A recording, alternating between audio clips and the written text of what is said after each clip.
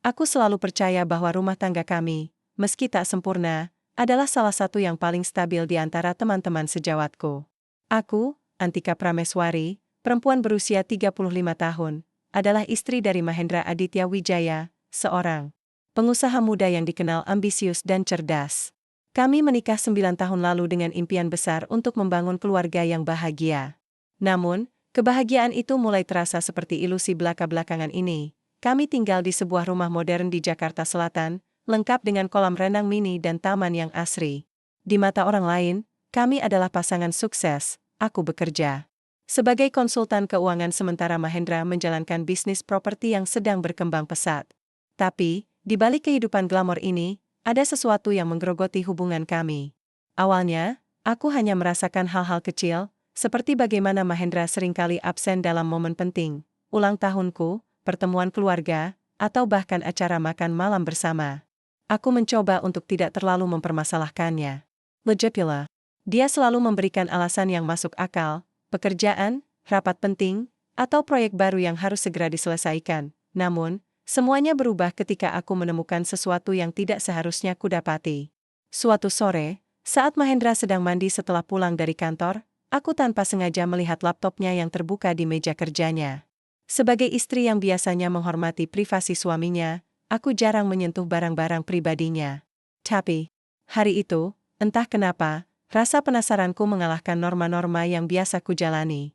Mungkin karena beberapa hari terakhir ini, aku merasakan ada yang aneh dengan sikapnya. Dia tampak lebih cemas, lebih gelisah, dan kadang-kadang membicarakan masa depan kami dengan nada yang ambigu. Di layar laptopnya, aku melihat dokumen-dokumen yang membuat jantungku berdebar-debar. Ada file PDF bertajuk pengajuan perceraian, dan beberapa surat elektronik yang dikirim antara Mahendra dan seorang pengacara bernama Dani Saputra. Aku membaca setiap barisnya dengan hati yang semakin hancur. Ternyata, Mahendra diam-diam sudah memulai proses perceraian tanpa memberitahuku. Lebih buruk lagi, dokumen tersebut menyebutkan nama Salma, mantan istrinya, sebagai salah satu pihak yang terlibat dalam diskusi hukum. Salma. Nama itu langsung membuatku tersadar akan semua kecurigaanku selama ini. Beberapa bulan terakhir, Mahendra sering berbicara tentang Salma dengan nada yang terlalu akrab. Aku mencoba meyakinkan diriku sendiri bahwa mereka hanya berteman baik, tapi ternyata aku salah. Sangat salah. Dokumen-dokumen itu juga menyebutkan rencana Mahendra untuk membagi aset kami dan menggunakan hasilnya untuk mendanai bisnis baru bersama mitra gelapnya, mitra yang kemungkinan besar adalah Salma. Aku duduk di tepi tempat tidur, merasa tubuhku lemas. Pikiranku dipenuhi oleh pertanyaan-pertanyaan yang tak kunjung terjawab. Mengapa dia melakukan ini? Apakah aku benar-benar begitu gagal sebagai istri sehingga dia ingin kembali kepada Salma? Atau apakah ini hanya soal uang?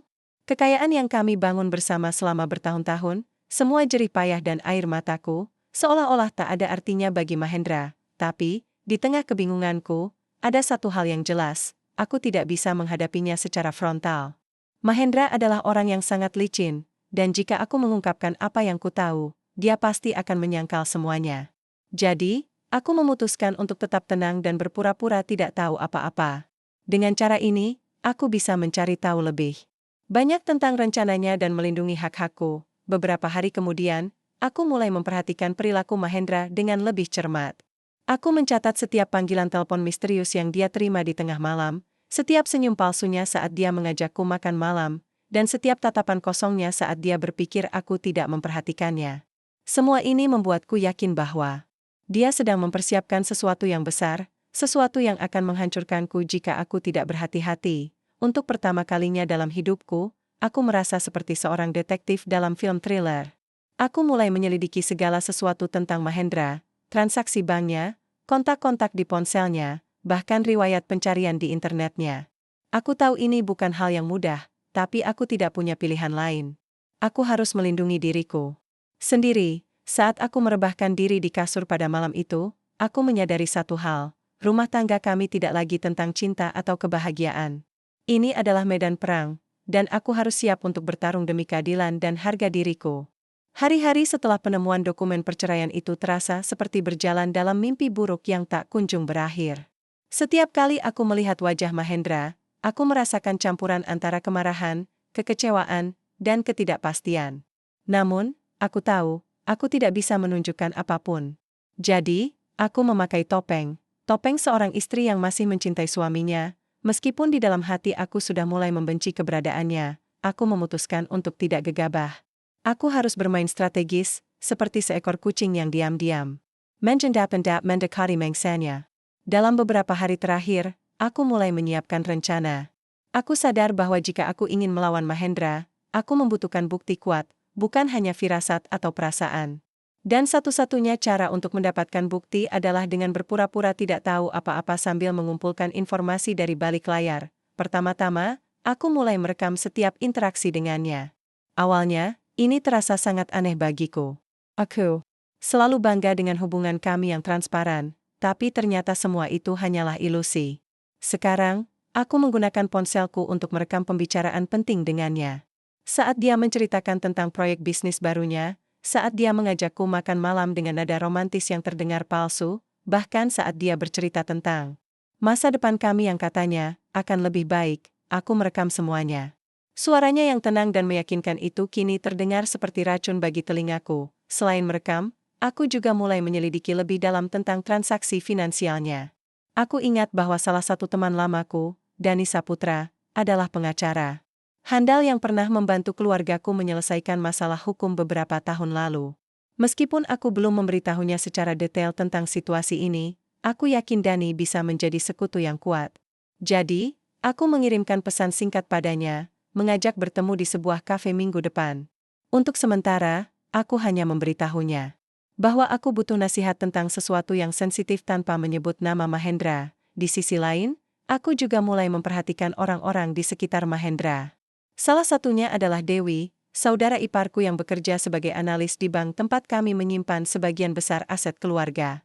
Dewi adalah orang yang cerdas dan bisa dipercaya. Aku tahu dia memiliki akses ke data transaksi kami, jadi aku memutuskan untuk menghubunginya diam-diam. Kami bertemu di sebuah restoran kecil di pinggir kota, tempat yang jarang dikunjungi orang. Ketika aku menceritakan apa yang sedang terjadi, wajah Dewi langsung berubah khawatir. "Kak Antika, kamu yakin?" tanyanya. Pelan, matanya menatapku dengan cemas, aku mengangguk. Aku tahu ini terdengar gila, tapi aku tidak bisa menutup mata lagi. "Aku butuh bantuanmu, Dewi. Bisa tolong lihat apakah ada transaksi mencurigakan di rekening keluarga kita belakangan ini?" Dewi menghela napas panjang. "Baiklah, Kak. Aku akan coba cari tahu. Tapi, hati-hati ya.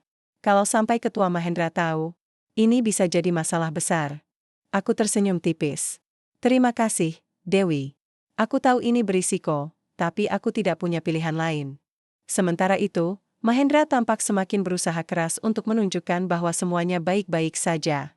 Dia mulai lebih sering pulang ke rumah tepat waktu, membawa bunga, dan bahkan merencanakan liburan ke Bali untuk bulan depan.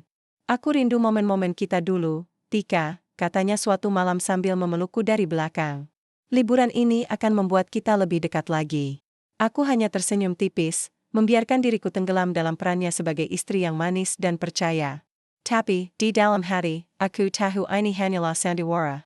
Liburan itu pasti bagian dari rencananya untuk menguji kesetiaanku. Mungkin dia ingin melihat apakah aku benar-benar curiga atau tidak. Atau mungkin, dia sedang mencoba mengalihkan perhatianku agar tidak terlalu fokus pada dokumen-dokumen yang sudah kubaca. Namun, ada satu hal yang membuatku penasaran, Salma. Siapa sebenarnya wanita itu? Apakah dia benar-benar mantan istri yang masih memiliki pengaruh besar dalam hidup Mahendra? Atau mungkin, dia hanya alat yang digunakan Mahendra untuk mencapai tujuannya? Aku memutuskan untuk mencari tahu lebih banyak tentangnya. Suatu sore, aku diam-diam membuka media sosial Salma. Profilnya tampak begitu sempurna, foto-foto liburan mewah, mobil sport, dan caption-caption yang penuh dengan kebahagiaan. Tapi, ada sesuatu yang mengganjal di benakku. Seorang mantan istri biasanya tidak akan begitu mudah melupakan masa lalunya, apalagi jika pernikahannya berakhir dengan perceraian. Kenapa Salma tampak begitu damai? Apakah dia benar-benar ingin kembali kepada Mahendra?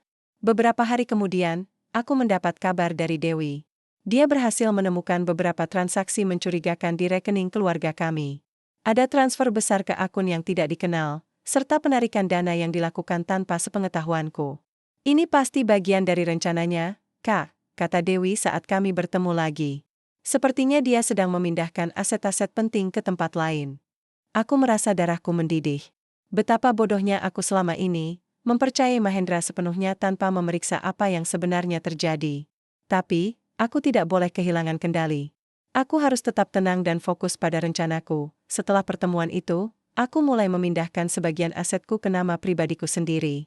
Aku memastikan bahwa semua langkah ini dilakukan secara diam-diam, tanpa meninggalkan jejak apapun.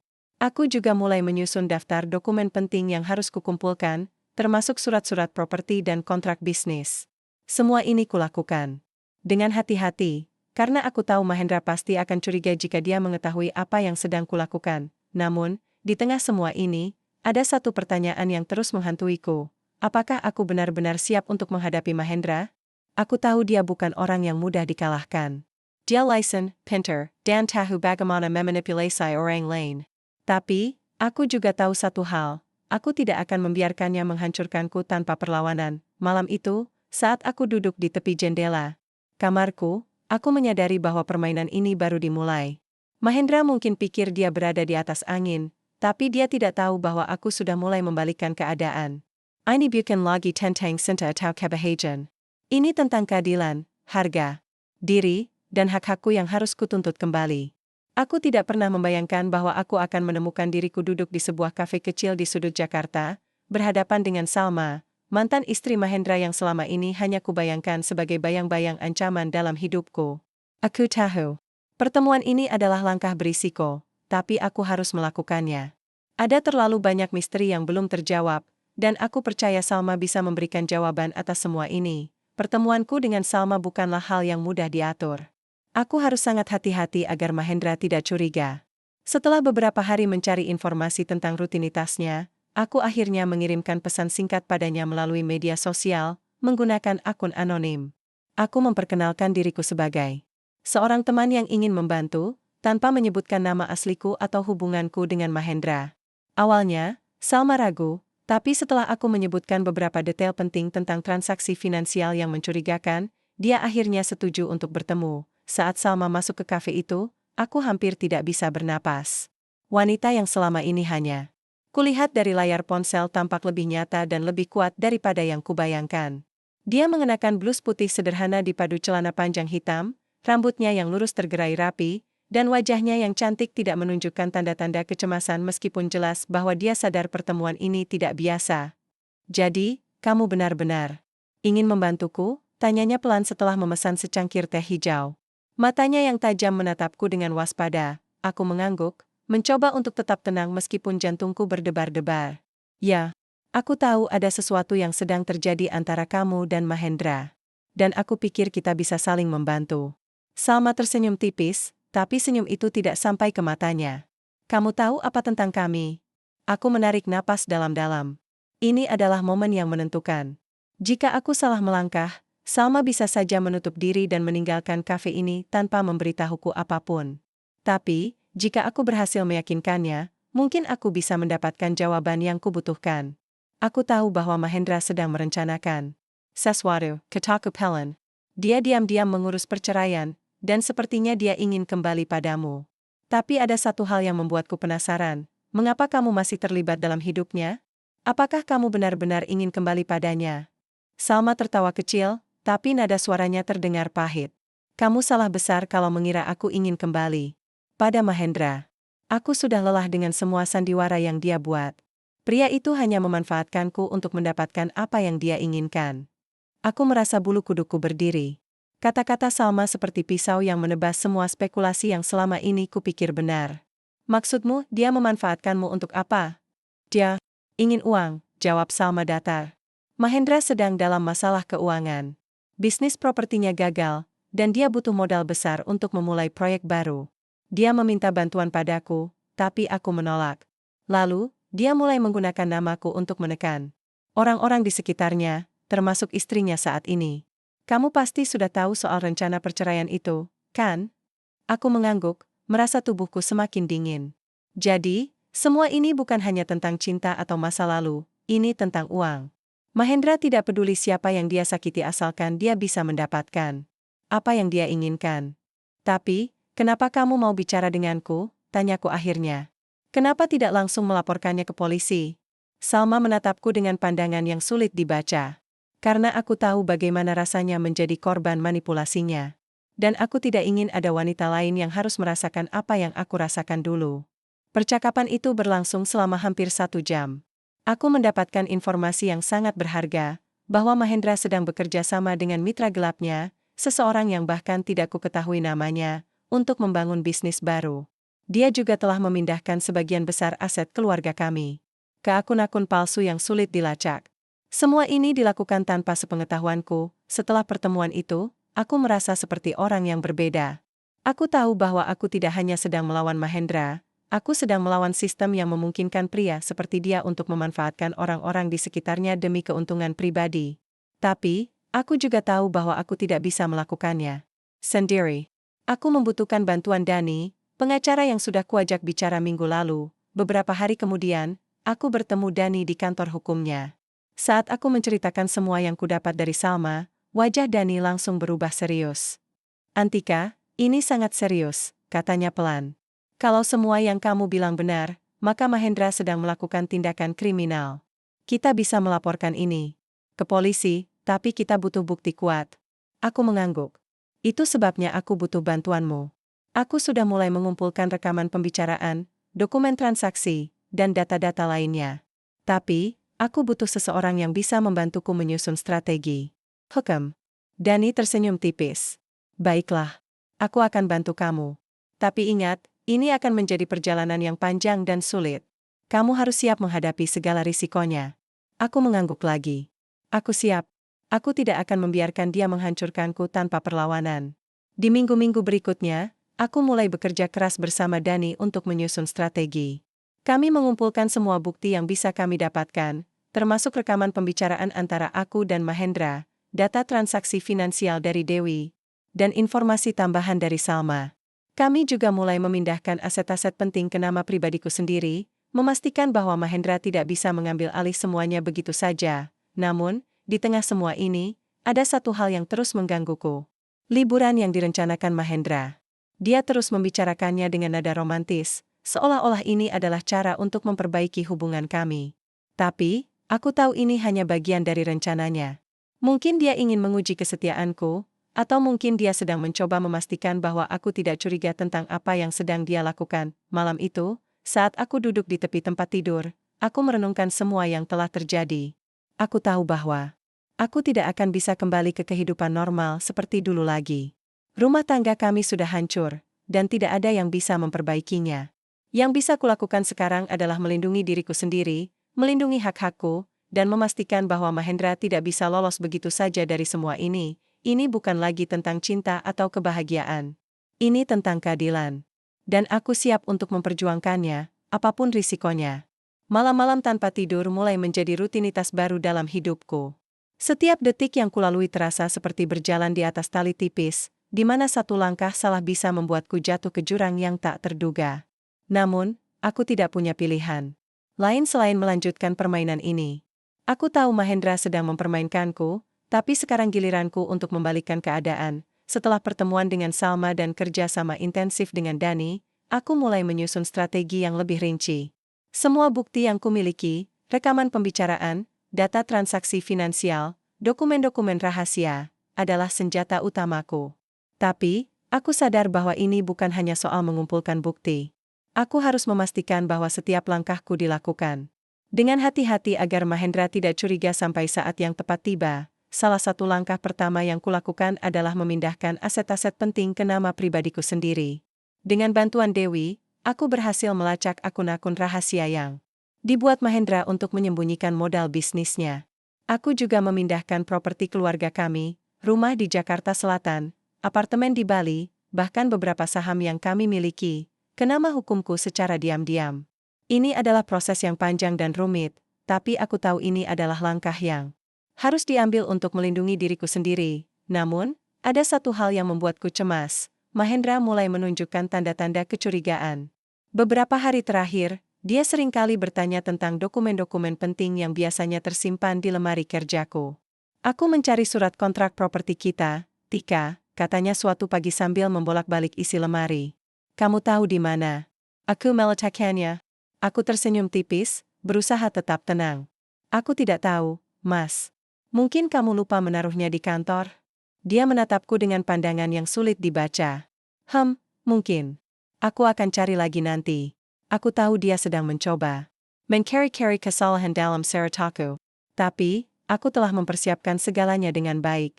Dokumen-dokumen yang dia cari sudah kutransfer ke penyimpanan digital aman, dan salinan fisiknya kusembunyikan di tempat yang tidak akan pernah dia duga, di rumah orang tuaku. Sementara itu, rencana liburan ke Bali semakin dekat. Mahendra tampak semakin antusias, membicarakannya setiap hari dengan nada romantis yang terdengar semakin palsu di telingaku. Dia bahkan memesan villa mewah di Ubud dan merencanakan acara-acara spesial untuk kami berdua. Ini akan menjadi momen untuk kita berdua, Tika, katanya suatu malam sambil memelukku dari belakang. Kita akan memulai lagi dari awal. Aku hanya tersenyum tipis, membiarkan diriku tenggelam dalam perannya sebagai istri yang manis dan percaya. Tapi, di dalam hati, aku tahu liburan ini hanyalah bagian dari rencananya untuk menguji kesetiaanku. Mungkin dia ingin memastikan bahwa aku tidak curiga tentang apa yang sedang dia lakukan. Atau mungkin, dia sedang mencoba memastikan bahwa aku tidak akan melawan rencananya. Namun, aku memutuskan untuk tetap ikut dalam liburan ini. Aku tahu ini adalah kesempatan emas untuk mendapatkan lebih banyak bukti tentang rencananya. Jadi, aku berpura-pura senang dan mulai mempersiapkan segala sesuatunya, termasuk memesan pakaian baru dan mengatur jadwal kegiatan. Liburan akhirnya tiba. Kami tiba di villa mewah di Ubud pada sore hari, disambut oleh pemandangan sawah hijau yang memukau dan udara segar yang menyegarkan. Villa itu begitu indah, lengkap dengan kolam renang pribadi dan interior modern yang elegan. Tapi, aku tidak bisa menikmatinya. Setiap sudut villa ini terasa seperti medan perang yang siap meledak kapan saja. Malam pertama di villa, Mahendra mengajakku makan malam romantis di tepi kolam renang. Lilin-lilin kecil dinyalakan di sekitar meja, dan angin malam yang lembut membuat suasana terasa begitu sempurna. Tapi, di balik semua itu, aku tahu ada sesuatu yang tidak beres. Kamu ingat waktu kita pertama kali ke Bali dulu? Tanyanya pelan, matanya menatapku dengan penuh harap. Kita begitu bahagia saat itu. Aku mengangguk, berusaha tetap tenang. Ya, aku ingat. Itu adalah salah satu momen terbaik dalam hidupku. Dia tersenyum tipis, lalu menggenggam tanganku. Aku ingin kita kembali ke masa itu, Tika. Aku ingin memperbaiki semuanya. Aku menatapnya, berusaha membaca ekspresinya. Apakah dia benar-benar ingin memperbaiki hubungan kami? Atau apakah ini hanya bagian dari sandiwara barunya? Aku juga ingin kita kembali seperti dulu, Mas, kataku akhirnya, memilih untuk bermain aman. Tapi, kita butuh waktu untuk membangun kepercayaan lagi. Dia mengangguk, wajahnya terlihat lega. Aku tahu, Tika. Aku akan berusaha sebaik mungkin. Setelah makan malam, aku pura-pura lelah dan masuk ke kamar lebih awal. Tapi, begitu aku yakin Mahendra sudah tertidur, aku mulai menyelidiki barang-barangnya. Dalam tas kerjanya, aku menemukan beberapa dokumen penting yang belum pernah kulihat sebelumnya, termasuk surat-surat perjanjian bisnis dengan mitra gelapnya yang ternyata bernama Raka Wijaya, seorang pengusaha properti yang dikenal licin dan kontroversial. Aku segera memotret dokumen-dokumen itu menggunakan ponselku, memastikan bahwa aku memiliki salinan digitalnya. Ini adalah bukti kuat yang akan sangat berguna dalam persidangan nanti. Beberapa hari kemudian, kami kembali ke Jakarta. Liburan itu terasa seperti mimpi buruk yang tak kunjung berakhir. Tapi, aku berhasil mendapatkan apa yang kubutuhkan, bukti-bukti yang akan membuat Mahendra tidak bisa lolos begitu saja. Setelah kembali, aku langsung menghubungi Dani dan memberitahunya tentang dokumen-dokumen baru yang kudapat. Dia tampak sangat antusias. Ini luar biasa, Antika, katanya. Dengan bukti ini, kita bisa menggugatnya atas tindakan kriminal dan manipulasi finansial. Aku mengangguk, merasa lega untuk pertama kalinya dalam berbulan-bulan. Aku tahu perjalanan ini masih panjang, tapi aku sudah siap untuk menghadapinya. Ini bukan lagi tentang balas dendam. Ini tentang keadilan. Dan aku akan memperjuangkannya sampai titik darah penghabisan. Malam itu, saat aku duduk di tepi jendela kamarku, aku merenungkan semua yang telah terjadi. Aku tahu bahwa aku tidak akan pernah bisa kembali ke kehidupan normal seperti dulu lagi. Rumah tangga kami sudah hancur, dan tidak ada yang bisa memperbaikinya. Yang bisa kulakukan sekarang adalah melindungi diriku sendiri, melindungi hak-hakku, dan memastikan bahwa Mahendra tidak bisa lolos begitu saja dari semua ini. Ini adalah Permainan psikologis yang panjang dan melelahkan. Tapi, aku tahu satu hal, aku tidak akan kalah. Hari yang kutunggu-tunggu akhirnya tiba. Setelah berbulan-bulan bermain strategis, menyusun bukti, dan mempersiapkan diri untuk pertempuran hukum terbesar dalam hidupku, aku akhirnya berdiri di depan ruang sidang pengadilan dengan hati yang penuh ketegangan namun juga keberanian. Aku tidak pernah membayangkan bahwa aku akan berada di sini, menghadapi Mahendra, pria yang dulu kusebut suamiku. Dalam sebuah pertarungan tanpa ampun, aku memasuki ruang sidang dengan langkah tegap, meskipun jantungku berdebar-debar tak karuan. Dani berjalan di sisiku, memberikan senyum pendek yang penuh keyakinan. "Kamu siap, Antika?" bisiknya pelan saat kami mendekati kursi kami. Aku hanya mengangguk, mencoba menenangkan diri. Aku harus siap. Ruangan itu dipenuhi oleh orang-orang, beberapa teman keluarga, kerabat jauh, bahkan beberapa wartawan yang tertarik pada kasus ini karena reputasi Mahendra sebagai pengusaha muda yang dikenal sukses. Tapi, pandangan mereka tidak penting bagiku. Yang penting adalah apa yang akan terjadi hari ini, hari di mana semua rahasia Mahendra terungkap di depan umum. Mahendra masuk beberapa menit kemudian, didampingi oleh pengacaranya yang tampak sangat percaya diri.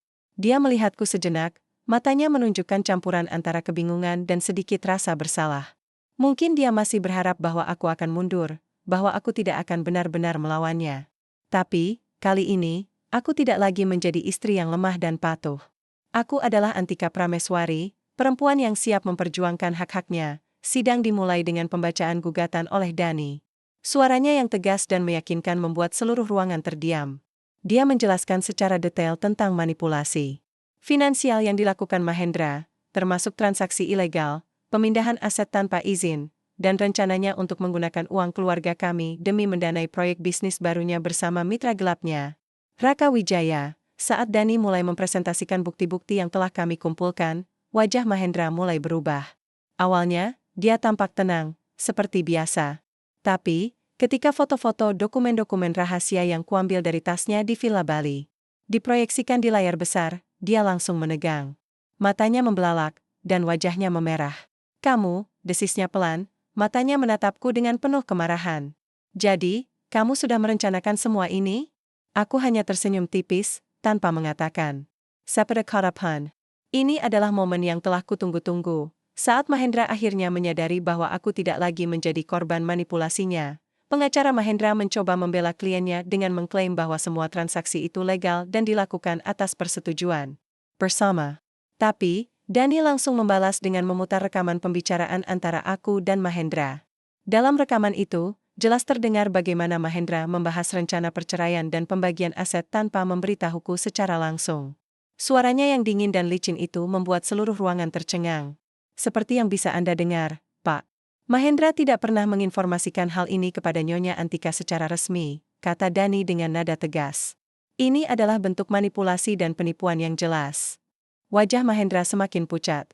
Dia mencoba berbicara, tapi suaranya terdengar terbata-bata. Aku hanya ingin melindungi keluargaku." "Lindungi keluargamu? Atau lindungi dirimu sendiri?" potong Dani dengan tajam.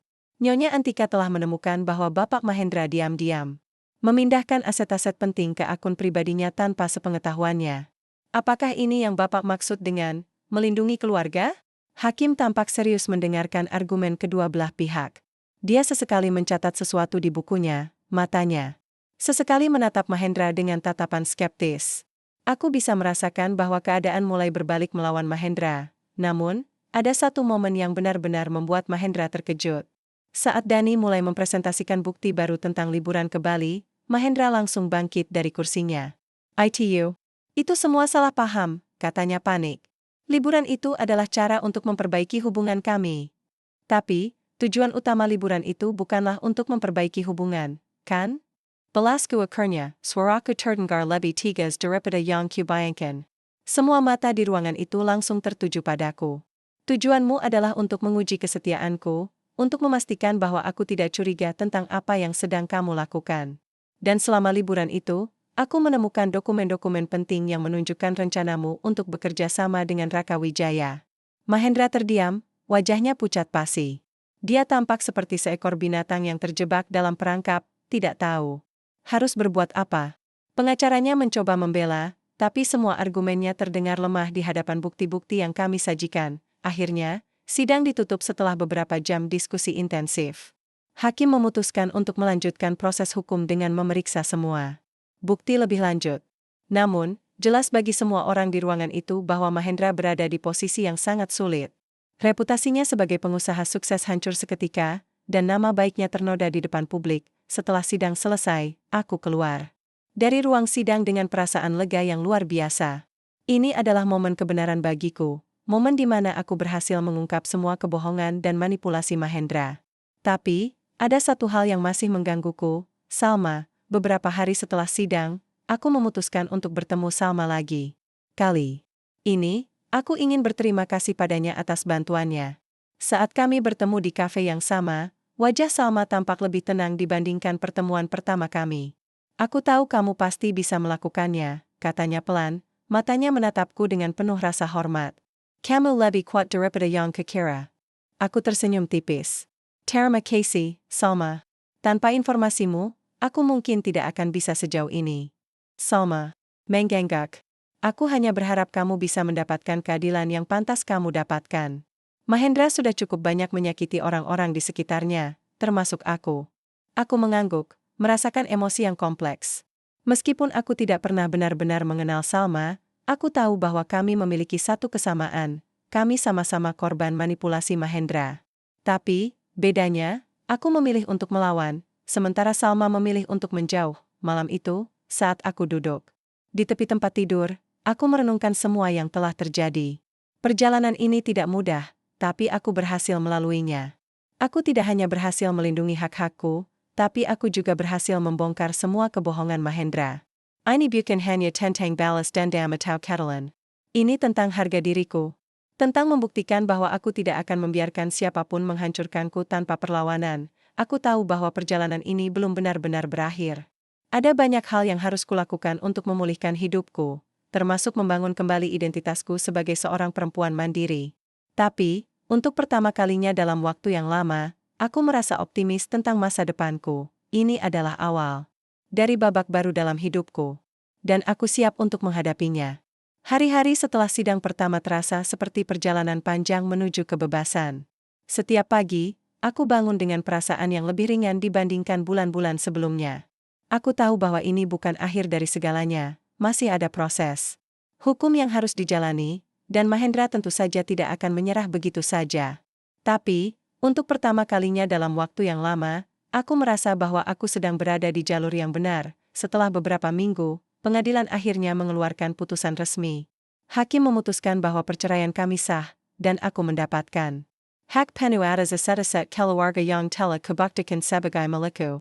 Selain itu, Mahendra juga dinyatakan bersalah atas manipulasi finansial dan penipuan. Dia harus membayar denda besar serta menghadapi investigasi lebih lanjut terkait kerjasamanya dengan Raka Wijaya. Reputasinya sebagai pengusaha sukses hancur total, dan nama baiknya ternoda di mata publik. Saat aku menerima dokumen final perceraian itu, aku merasa seperti beban besar yang selama ini menekan pundakku akhirnya terangkat. Ini adalah kemenangan yang tidak hanya tentang harta benda atau aset-aset material. Ini adalah kemenangan atas harga diriku, atas keberanianku untuk melawan ketidakadilan, dan atas keyakinanku bahwa aku pantas mendapatkan kebahagiaan yang sesungguhnya. Namun, aku tahu bahwa kemenangan ini bukan akhir dari perjalanan hidupku. Ada banyak hal yang harus kulakukan untuk memulai babak baru dalam hidupku, sebagai seorang perempuan mandiri yang siap menghadapi dunia dengan caraku sendiri. Beberapa bulan setelah perceraian resmi dikabulkan, aku mulai menyusun rencana untuk masa depanku. Salah satu hal pertama yang kulakukan adalah mendirikan yayasan bernama Keadilan Perempuan. Yayasan ini bertujuan untuk membantu perempuan korban KDRT, manipulasi finansial, dan ketidakadilan dalam rumah tangga. Aku ingin berbagi pengalamanku dengan orang-orang yang mungkin merasa takut atau tidak tahu harus berbuat apa saat menghadapi situasi serupa. Pertemuan pertama yayasan ini diadakan di sebuah ruang komunitas kecil di Jakarta Selatan. Aku duduk di depan, dihadapkan pada beberapa wanita yang tampak cemas namun penuh harapan. Saat aku mulai berbicara tentang apa yang telah kulalui, aku bisa merasakan mata mereka yang penuh rasa ingin tahu dan kekaguman. Kita semua pernah merasa takut, ketakutan, suaraku terdengar lebih tenang daripada yang kubayangkan. Tapi, ingatlah satu hal, kita lebih kuat daripada yang kita kira. Kita bisa melawan ketidakadilan, kita bisa melindungi diri kita sendiri, dan kita bisa membangun kehidupan yang lebih baik. Salah satu peserta, seorang perempuan muda bernama Nisa, mengangkat tangannya dengan ragu. Bagaimana jika kita gagal? Tanyanya pelan, matanya penuh ketakutan. Aku tersenyum padanya, mencoba memberikan kekuatan yang aku sendiri rasakan saat pertama kali memulai perjuanganku. Gagal adalah bagian dari perjalanan. Yang penting adalah kita tidak berhenti mencoba. Aku juga pernah merasa seperti tidak ada jalan keluar, tapi lihatlah sekarang, aku berhasil melaluinya. Dan kamu juga bisa. Nisa mengangguk pelan, wajahnya mulai menunjukkan sedikit senyuman. Di momen itulah aku menyadari bahwa ini adalah misiku sekarang, membantu orang lain menemukan kekuatan mereka sendiri, sama seperti aku menemukan kekuatanku. Di sisi lain, aku juga mulai fokus pada kehidupan pribadiku. Setelah bertahun-tahun hidup dalam bayang-bayang Mahendra, aku merasa bahwa inilah saatnya untuk menemukan kembali diriku sendiri. Aku mulai melakukan hal-hal yang dulu sering kutunda. Karena kesibukan rumah tangga atau pekerjaan. Aku mengambil kelas yoga, belajar melukis, bahkan mulai menulis jurnal untuk merekam perasaan dan pemikiranku setiap hari. Suatu sore, saat aku sedang berjalan-jalan di taman dekat apartemen baruku, aku bertemu dengan seorang pria bernama Galang. Dia adalah teman lama Dani, pengacaraku, yang dikenalkan padaku saat acara amal beberapa minggu lalu. Galang adalah pria yang hangat dan penuh empati, dengan senyum yang membuatku merasa nyaman meskipun aku belum sepenuhnya siap untuk hubungan. Paru, bagaimana kabarmu, Antika? Tanyanya pelan, matanya menatapku dengan penuh perhatian. Aku tersenyum tipis. Aku baik, Galang. Masih banyak hal yang harus kupelajari tentang diriku sendiri, tapi aku merasa optimis. Dia mengangguk, wajahnya terlihat lega. Itu bagus. Aku tahu perjalananmu tidak mudah, tapi aku yakin kamu akan semakin kuat dari waktu ke waktu. Aku merasakan. Hatiku sedikit tergerak oleh kata-katanya. Meskipun aku belum sepenuhnya siap untuk membuka hatiku lagi. Aku tahu bahwa Galang adalah seseorang yang bisa dipercaya, seseorang yang mendukung visi dan misiku tanpa mencoba mengubahku. Malam itu, saat aku duduk di tepi jendela apartemen baruku, aku merenungkan semua yang telah terjadi. Aku tahu bahwa aku tidak akan pernah bisa kembali ke kehidupan normal seperti dulu lagi. Rumah tangga kami sudah hancur, dan tidak ada yang bisa memperbaikinya. Tapi, aku tidak lagi merasa takut atau lemah. Aku telah menemukan kekuatan baru dalam diriku, kekuatan untuk melawan ketidakadilan, untuk melindungi diriku sendiri, dan untuk membangun kehidupan yang lebih baik. Ini adalah awal dari babak baru dalam hidupku. Aku tidak lagi menjadi korban manipulasi atau kebohongan. Aku adalah Antika Prameswari, perempuan yang siap menghadapi dunia dengan kepala tegak dan hati yang penuh harapan. Dan untuk pertama kalinya dalam waktu yang lama, aku merasa bahwa masa depanku penuh dengan kemungkinan-kemungkinan indah yang siap kutemui.